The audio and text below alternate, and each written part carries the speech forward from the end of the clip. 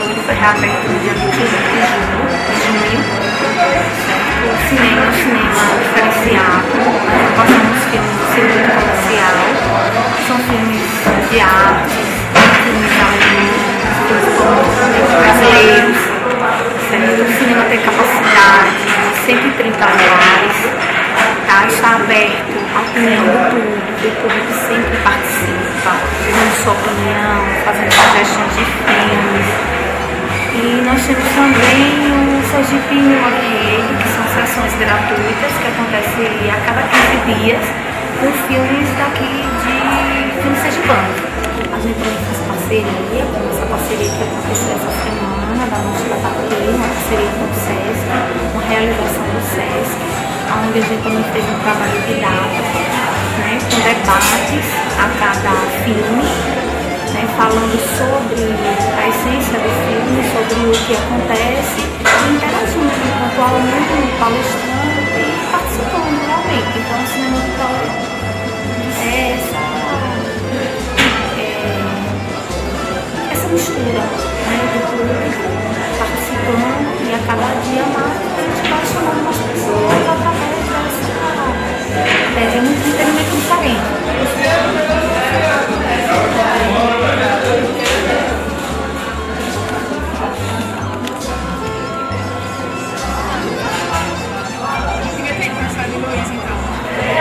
A Mostra Jacques Sapir inteira é uma realização da Embaixada Francesa, com o Instituto de Cultura Francesa e o SESC Regional e o SESC Nacional. Desde o ano de 2012, a mostra está acontecendo em alguns estados. E aqui em Sergipe nós resolvemos fazer no ano de 2013 e trouxemos para o Cine Vitória, que é a primeira sala cultural do nosso estado. Durante o período de produção aqui para cinema, foi uma média de 40 anos, e ele fez 6 longa-metragens e 3 curta-metragens. A mostra,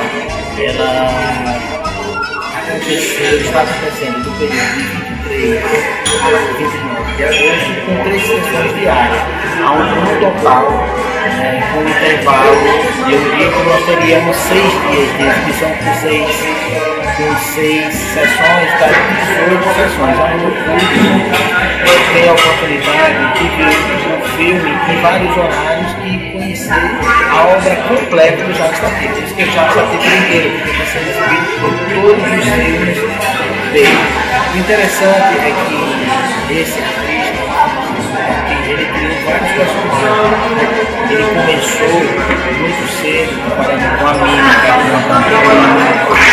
uma grande brincadeira de imitar as pessoas, de fazer galas. Bem, quando ele vai para o cinema, ele já leva um pouco desse trabalho gestual.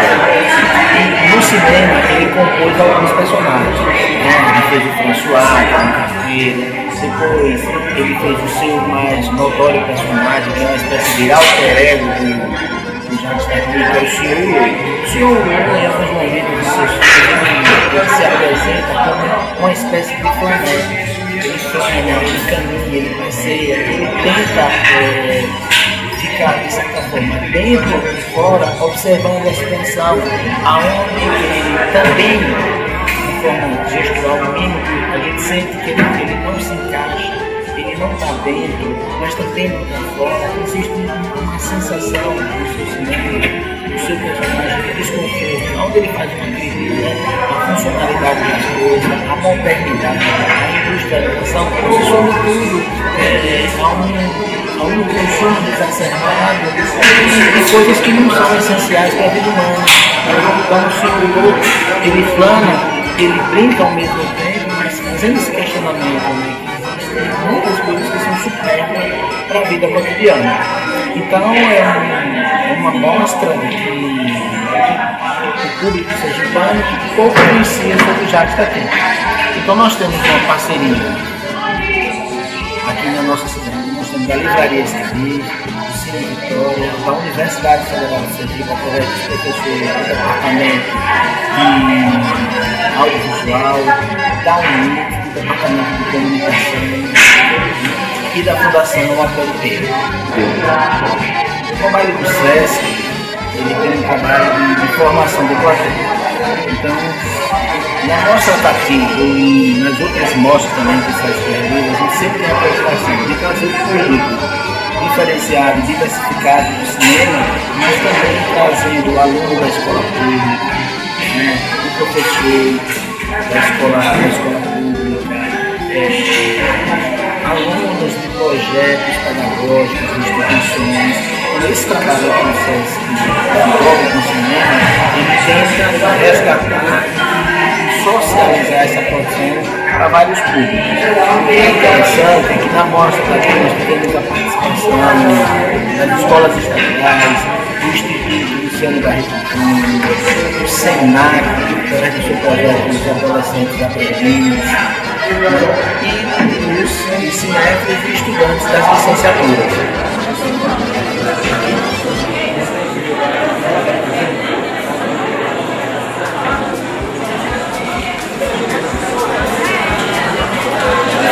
Hoje há uma variedade de modos, de meios culturais, mas assim, a gente precisa também acostumar, porque são os maiores meios de comunicação, exatamente cinema, livros, é isso que a gente quer, a formação desse público. A cidade de Aracaju, ela carece de muita atividade cultural, né?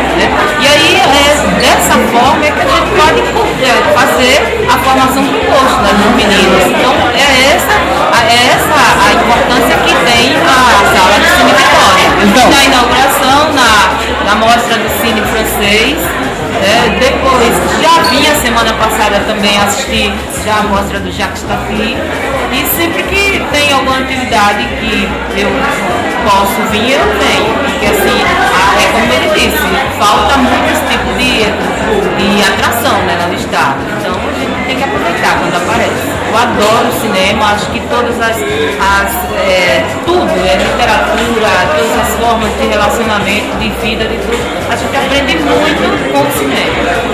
Então, eu quero aqui dizer para todos os meus colegas, professores, que é muito importante esse tipo de atividade. A gente, quando chega, a gente reflete sobre o que assistiu e interage com eles, é muito importante. Eles conseguem perceber as relações muito melhor com o cinema, com o audiovisual. Eu considero fundamental.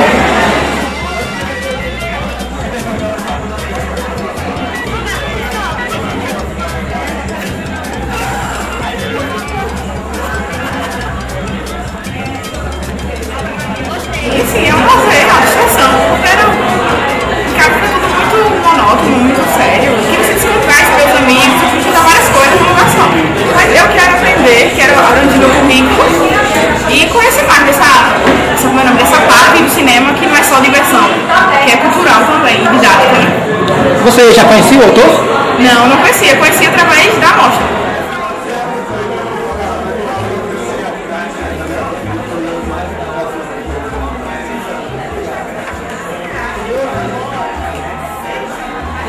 Bom, eu sempre digo para os alunos o seguinte, que se eles estão cursando audiovisual, independente do que eles queiram fazer a partir do curso, se é trabalhar com televisão, se é produção audiovisual para internet, se é trabalhar efetivamente com cinema, é absolutamente fundamental que eles entendam o máximo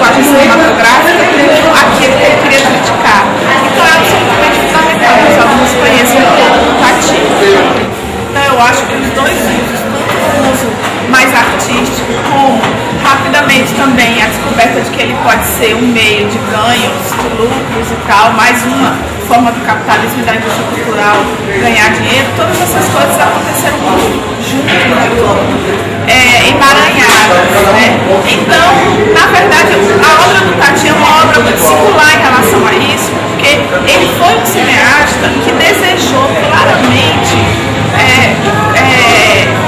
seduzir um grande número de espectadores. Ele queria levar muita gente às salas de cinema, tanto é que ele investiu muito. Playtime é um filme que ele investiu muito e por isso levou à falência, porque foi um investimento muito grande e é claro que as pessoas iam ter dificuldade de entender como um meio de diversão, né? Porque embora ele tenha várias cenas que apelam à questão do cômico, ele é um filme que traz uma crítica social muito forte. Então não facilmente as pessoas iam se divertir com esse filme, né? Embora ele seja um filme extremamente interessante. Digo que o cinema, ele é um observador da sociedade, né? Sobre a própria sociedade, né? A sociedade, ela se observa através do cinema. Então, na verdade, toda vez que a gente assiste a um filme em que o território urbano ele é o espaço primordial da narrativa, a gente tem uma oportunidade de entender muito a contemporaneidade, ou seja, os nossos modos de viver, de nos relacionarmos com as nossas culturas, com a cultura alheia, de entender como é que fica a alteridade dos sujeitos no meio disso. Então, assim, há uma série de questões, inclusive a questão da relação com o meio ambiente, quer dizer, a cidade, embora as pessoas fiquem achando sempre que o meio ambiente é aquela coisa afastada, onde existem bichos e natureza, na verdade a cidade é um espaço muito interessante para se pensar meio ambiente, a relação do homem com o meio ambiente, o que ele destruiu, o que ele tenta reconstruir. Então, o cinema sempre vai ser esse lugar interessantíssimo, né, da sociedade olhar a si própria.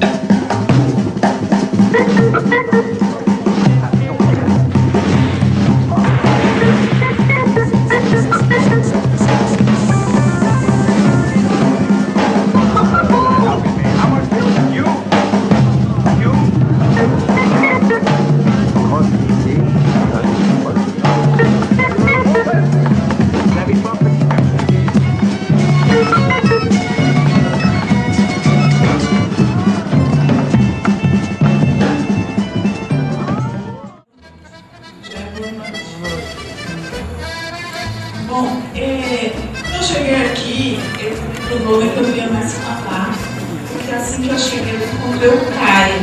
Então, principalmente vocês que são calouros, que acabaram de entrar no curso, que não conhecem o professor Caio, que está ali sentado, ele, na verdade, é a nossa grande referência sobre cinema na UFES, em Sergipe, é professor da sociologia e, infelizmente, não faz parte do nosso curso.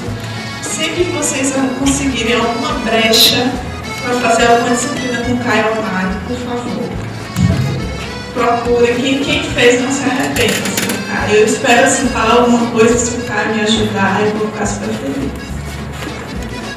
Mas assim, eu anotei aqui algumas coisas para falar sobre vocês, assim, porque hoje em dia eu estudo cinema nordestino contemporâneo.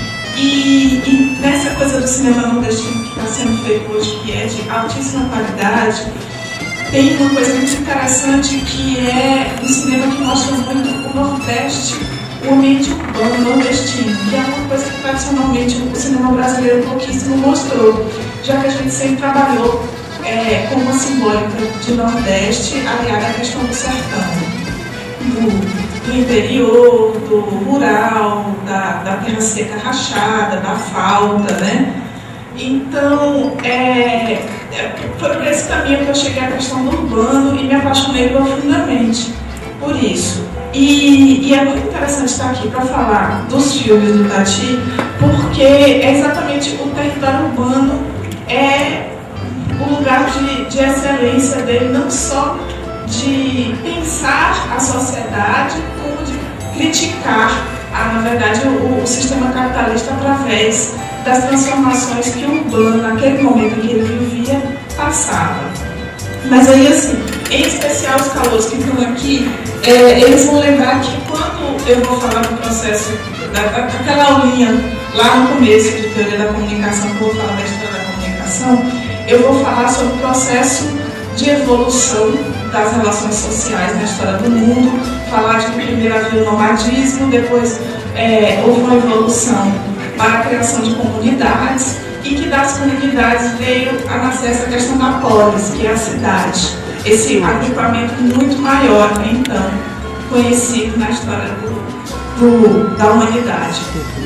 E nessa história do desenvolvimento da polis, se instaura uma questão seguinte, assim, que a polis, a cidade, ela passa a ser, em especial para a sociedade ocidental, o principal símbolo da modernidade. Ou seja, assim, tudo que é moderno, tudo que está voltado para o futuro, está ambientado na polis, está ambientado no urbano. Em contraponto ao que é o rural, é o passado, né?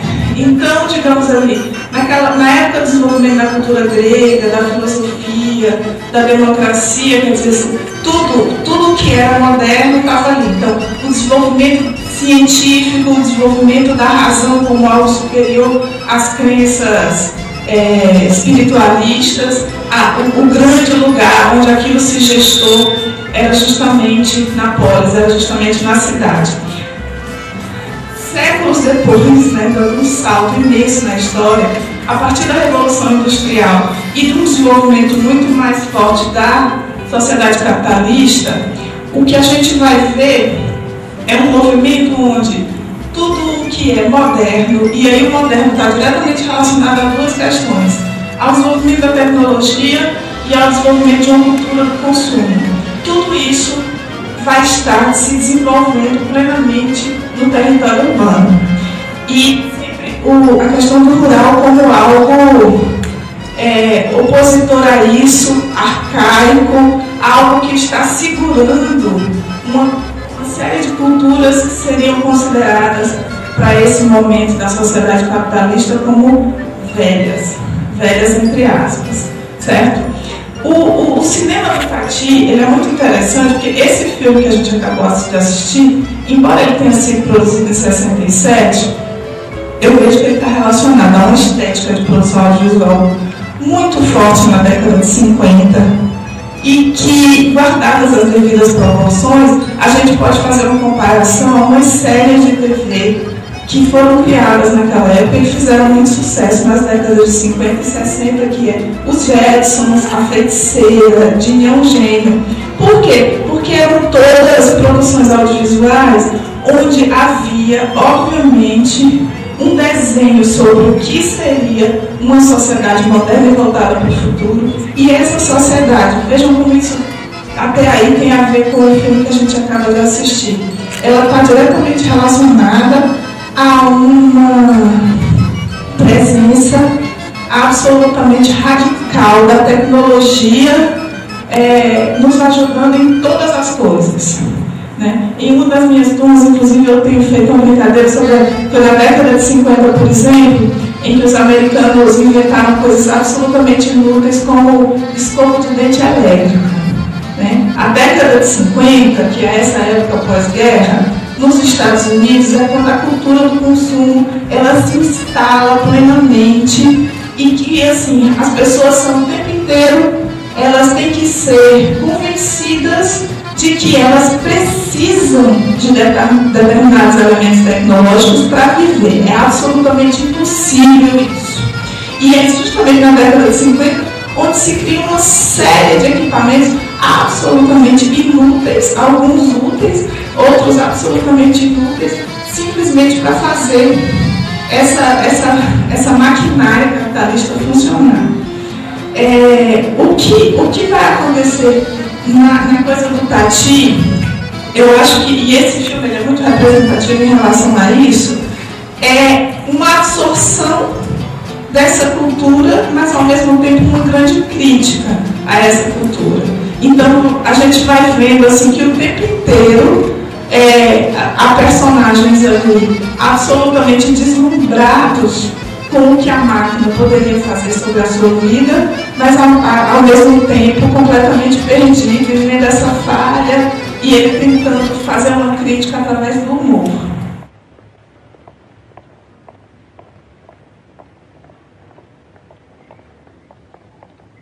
E a outra história que eu acho mais interessante ainda, que é essa Paris que ele reconstrói. Vocês devem saber que esse foi o filme mais caro do Tati e que foi justamente o filme que levou ele para o buraco financeiro.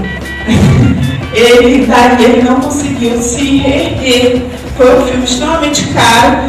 Todo esse cenário ele foi construído, saiu muito caro. Foi um filme feito em 70mm, uma loucura. Ele realmente foi muito ousado. Mas, assim, é muito interessante porque qual é a grande crítica do filme que eu vejo? É justamente ele vai questionar o que é essa modernidade, e em especial a modernidade arquitetônica, está fazendo com as cidades. Então, a gente não consegue ver uma cidade singular nessa Paris que é mostrada. Essa Paris que ele mostra pode ser Nova York, pode ser qualquer outra metrópole daquela época. E aí é muito interessante porque tem uma hora que os personagens entram na agência de turismo e tem aqueles cartazes turísticos, eu não sei se vocês perceberam, que sempre a foto é de um mesmo prédio e aí pequeno tem alguns símbolos. Então, do Rio tem um símbolo que eu não consigo identificar, de Londres tem aquele ônibusinho típico de Londres e tal, não sei o quê, mais aquele relógio.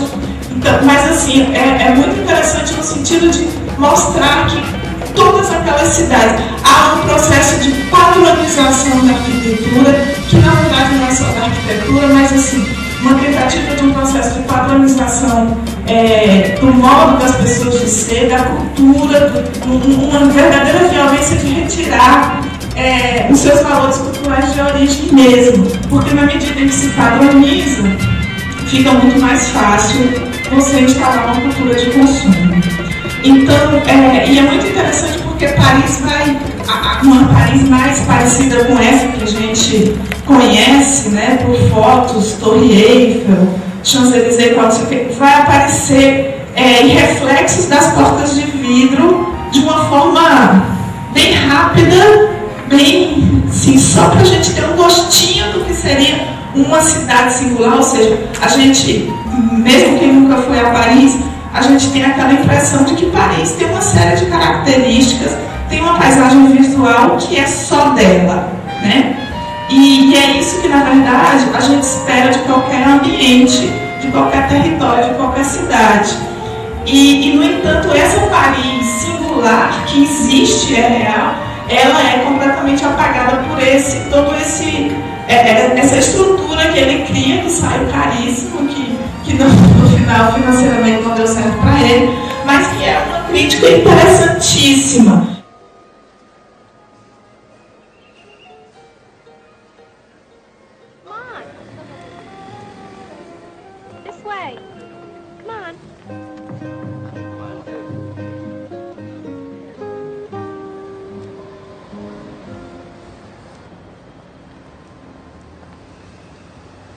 E tem uma coisa muito interessante que é a ausência de cor. Vocês percebem, né? Que é uma ausência de cor que inclusive nos incomoda. Uma luz dura, uma luz branca.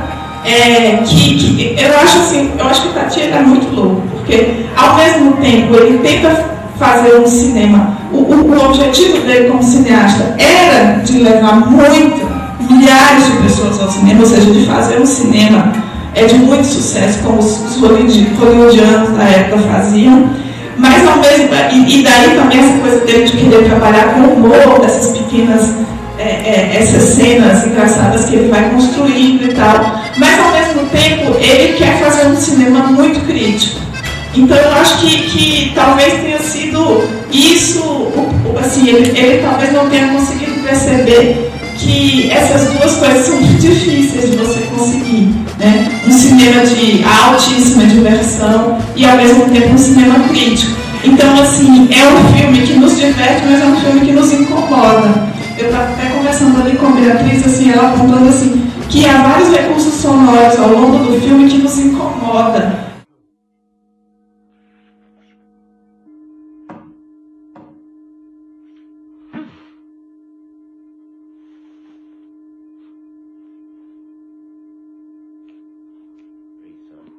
Thanks.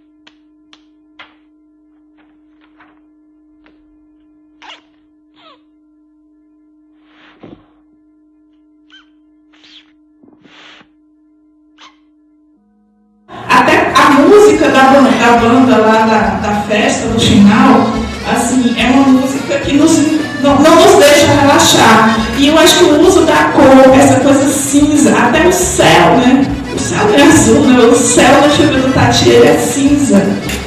Tudo é meio cinza, tudo tem mais ou menos a mesma cor, tudo mais ou menos uma mesma coisa. Então, é muito difícil você trabalhar, você lançar a mão numa estética dessa e conseguir fazer com que um investimento tão alto, um filme tão caro desse retorne. A outra coisa que eu acho muito curioso na estrutura narrativa do Tati na verdade, a estética com a qual ele trabalha é essa coisa dele evitar closes, ele evitar aproximações da câmera do rosto das pessoas, que eu acho também que isso é bem proposital em relação a essa crítica social que ele quer fazer em relação a esse indivíduo que vai crescendo nessa sociedade forçosamente padronizada. Então, uma sociedade que aí, voltando aí aos funcionalistas, voltando de novo à minha turma de teoria da comunicação, que se massifica, ou seja, as pessoas elas perdem a sua singularidade para se tornar mais um elemento de um todo em que todo mundo é mais ou menos a mesma coisa. Então eu acho muito interessante, ele raramente aproxima a câmera dos personagens, e isso também acaba sendo uma outra coisa a nos incomodar, né? Então, de um certo modo, é uma estética do incômodo. Uma outra coisa que é muito forte, que aí eu mais ou menos já falei isso aqui, que é a crítica que ele faz à invasão da cultura norte-americana à Europa como um todo, e em especial ao país dele, que é a França. Na verdade, o filme é muito forte em relação a isso. Inclusive, o nome da farmácia, o nome de outras coisas lá, eles estão em inglês, como se Paris, em vez de estar o nome de farmácia. As marcas todas, tudo em inglês. Quer dizer, uma invasão da cultura norte-americana, desterritorializando culturalmente aquelas pessoas, aquela cidade. E assim, outra coisa que me chama a atenção é essa opção dele de uma construção narrativa onde não há uma construção narrativa tradicional de começo, meio e fim, que gira em torno da tentativa de resolução de um conflito, né? Existe simplesmente Willow como um personagem meio nômade, meio perdido, meio achado, muito mais perdido do que achado, na sua própria cidade, tentando se encontrar, tentando arrumar uma forma de se comunicar com as pessoas. mas assim, nessa tentativa, onde não fica nem claro qual seria o conflito dele, o que de fato ele queria estar querendo falar com aquele homem, por que ele acaba dentro daqueles outros ambientes, e aí quando a gente percebe ele estar naquela festa que ele nem foi convidado.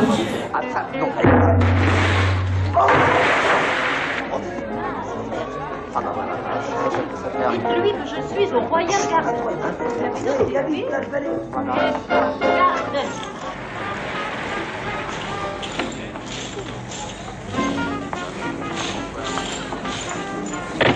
You're sure this is the Royal Guard, right?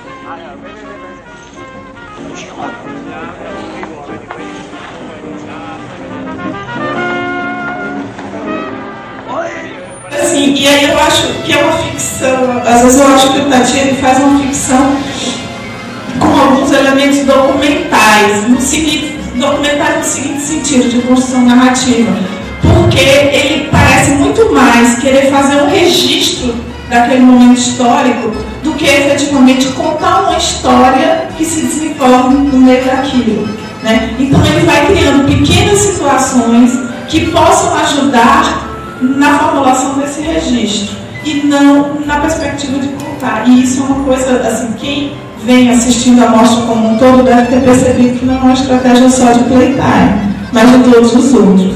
E uma coisa que eu estava até tentando entender melhor, eu tentei me aproveitar da presença do Caio, é que o cinema do Tati, ele é razoavelmente mais ou menos contemporâneo do pessoal da Nouvelle Vague.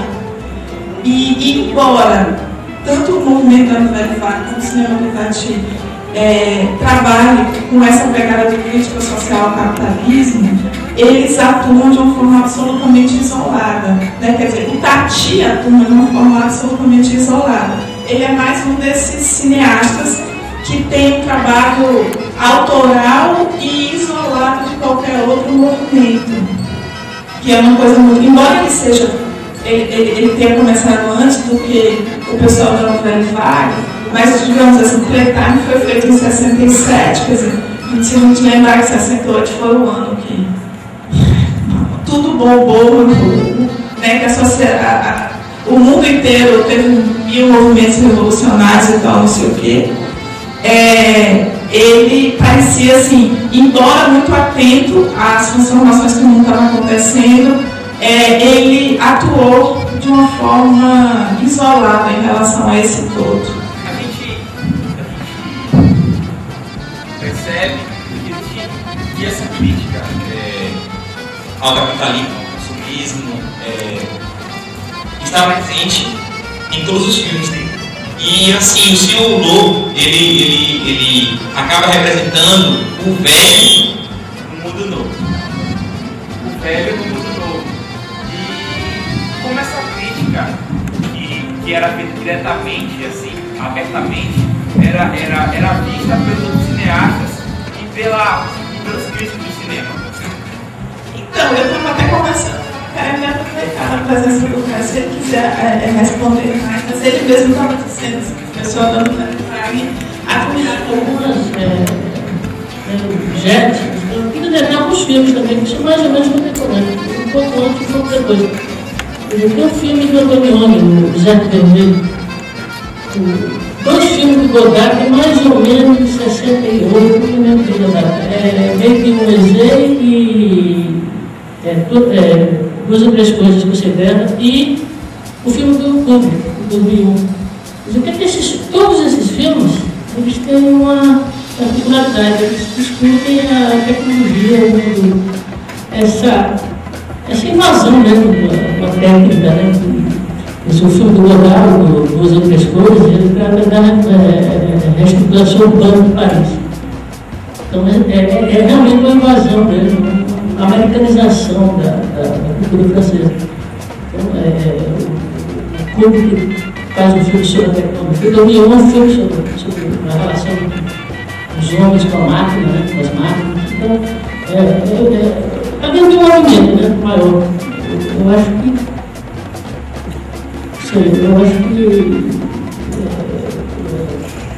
claro que cada um faz um trabalho independente. mas de certa maneira eles têm uma relação. Na verdade, ela tem uma boa acolhida na crítica, o pessoal que os cineastas brasileiros também são críticos, eles começam como críticos do Itaí Cinema, eles têm uma admiração muito grande pela obra do Tati, que é um daqueles cineastas que tem um trabalho pequeno, poucos filmes, ele fez só 6 curtos, 6 longas, né? E mais ou menos sei lá, dá para fazer uma coisa por Bresson. Também os cineastas, o que eles têm em comum? Bresson, Antonioni, Tati, eles são meio diferentes. Tati é branco, o cinema do Antonioni é outra coisa, não? Estão muito sérios. Então. Mas assim, tem uma coisa em comum que é o encontro na composição. Parece que cada imagem, cada plano que ele faz é todo muito trabalhado. E assim, a gente percebe nesse filme uma coisa que é muito geométrica, né? Aquela composição geométrica da imagem, principalmente na primeira parte do filme. Né?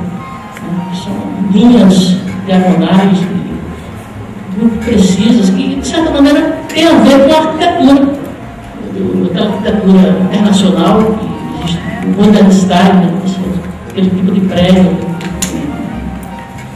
Então, tem essa coisa geométrica na primeira metade, e na segunda metade do filme, ele põe muita coisa. Aquela cena do bar, você não consegue acompanhar tudo, porque em todos os pontos do plano estão acontecendo coisas.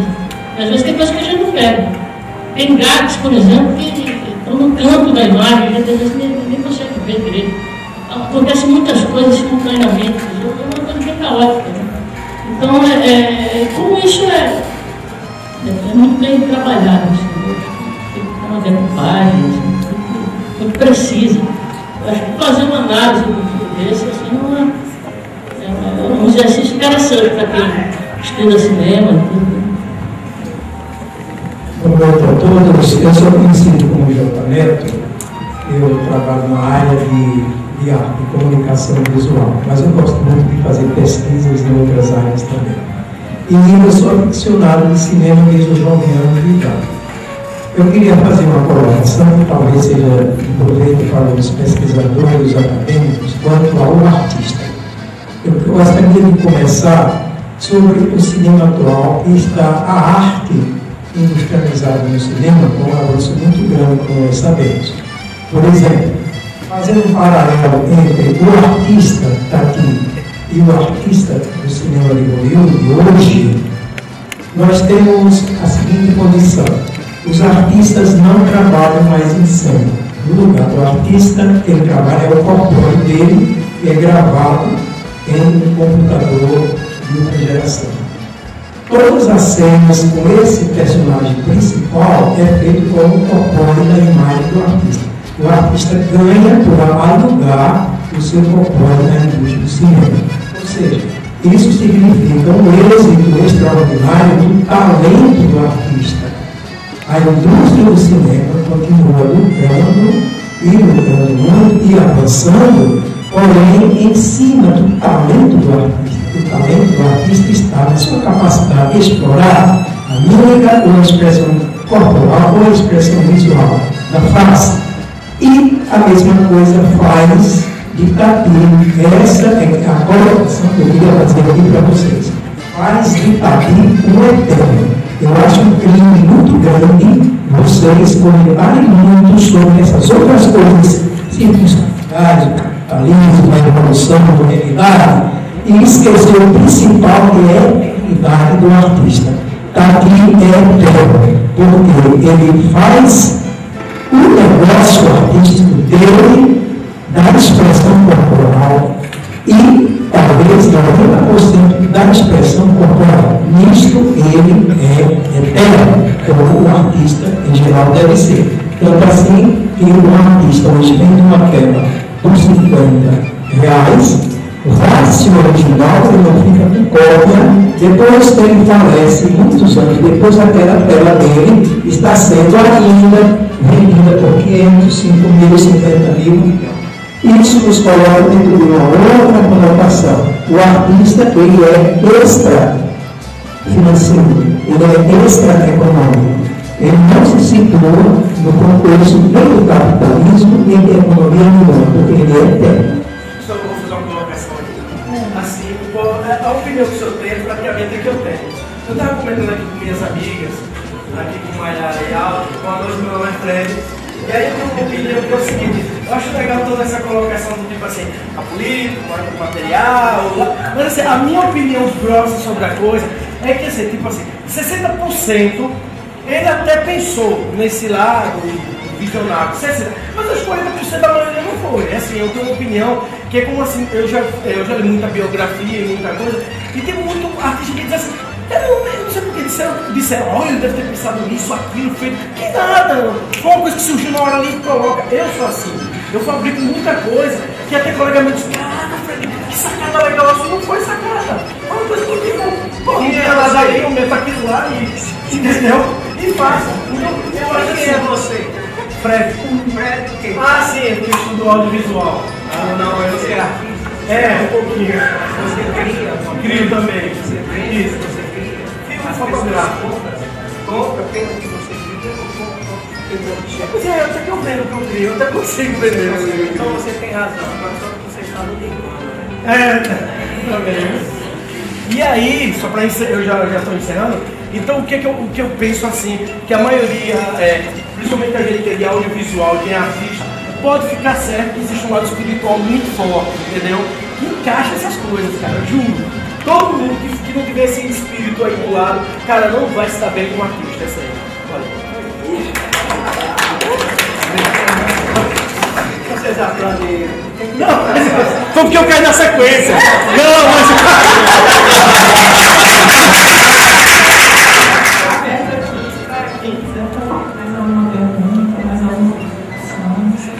Professora, diga alguma coisa sobre essa colocação que eu fiz.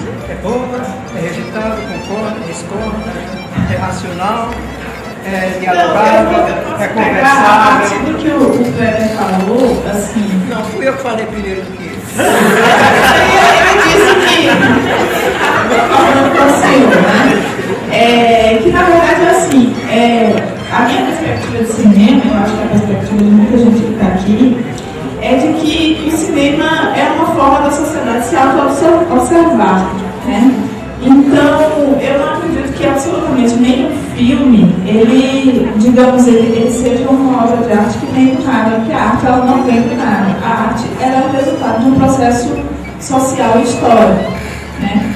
Efetivamente, eu não consigo não enxergar essa ligação, né? E é, na verdade, por conta disso que a gente vai tentando ter esse debate, por exemplo, depois do filme, quer dizer, no sentido de entender que ótimo se a gente se divertir com o Ilô, que é um personagem interessantíssimo, né? Como a do próprio Cati.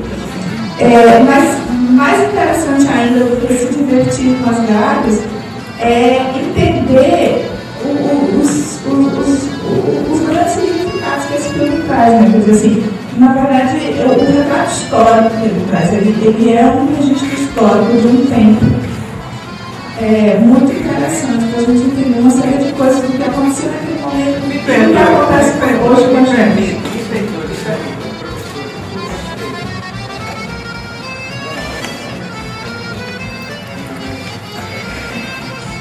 Quer dizer que o seu estudo, a perspectiva cultural do seu estudo é não incluir a arte. É a arte da história só. Eu não consigo ver a produção artística como algo descolado da realidade social e histórica que a gente vive, né? E eu acho que é por isso que a gente está aqui debatendo.